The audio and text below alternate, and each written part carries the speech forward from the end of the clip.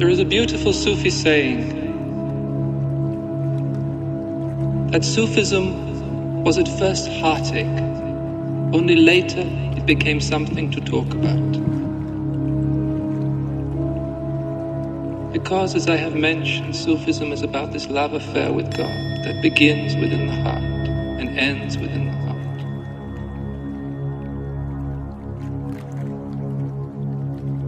But there are stages on this journey, stages on the path of love that the wayfarer, the traveler on the path of love must go through.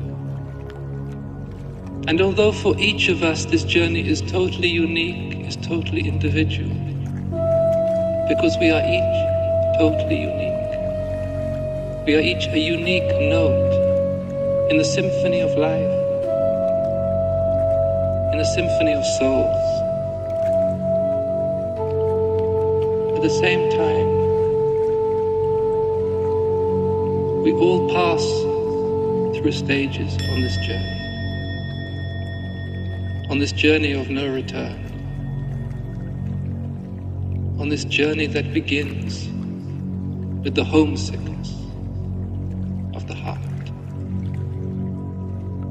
Sufism was at first heartache.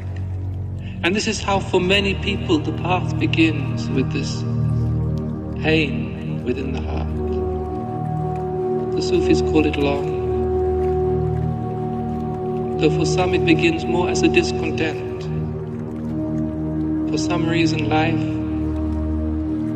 no longer fulfills them in its form to which they have become accustomed. Their everyday life is no longer enough. And they don't know why. And they begin to look. They look for a spiritual path. They look for a teacher. They look within themselves. Because something is stirring. Something is stirring deep beneath the surface. And this is what the Sufis call the moment of tawbah, or the turning of the heart. It is the moment in the incarnation when the higher self, when that divine part of our own being sends a message to the human being saying, it's time to go home. It's time to go back to where you belong. It's time to discover what you really are, to make this great adventure. And many people brush it aside. The last things they want is to be disturbed, to be distracted from their outer goals, their outer achievements, to be taken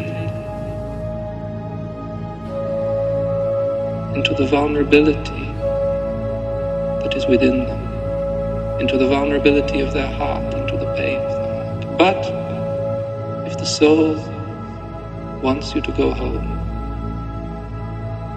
it creates within your heart this longing, this pain of separation, which is the moment really when the beloved looks into the heart of his lover and infuses it with divine love.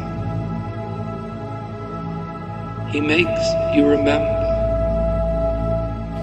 that somewhere before the beginning of time you were one.